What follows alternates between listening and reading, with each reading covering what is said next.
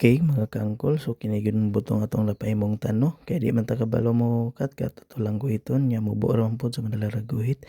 So mo ni angkol, mihigop na si angkol mga kanti ug angkol no.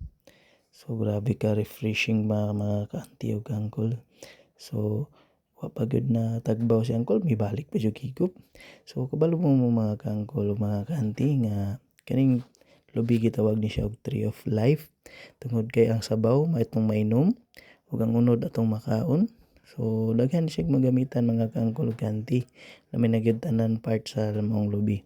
So wa man tay laing mapahimong tanan ning bukid, so kanira yung butong mga kanti ug kangkol no.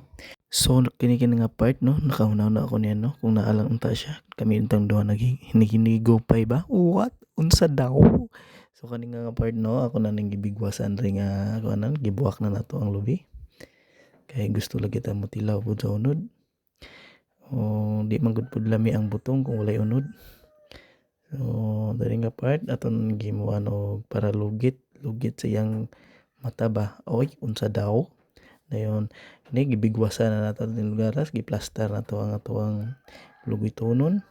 So mga kaangkol mga kanti no, kung aduna lang gid tay mga tanom-tanom na lang gid tay makutlo day nga mga kalan-onon diri sa bukid. So diri nga part ato na ning bigwasan diri kay murag lami na oh.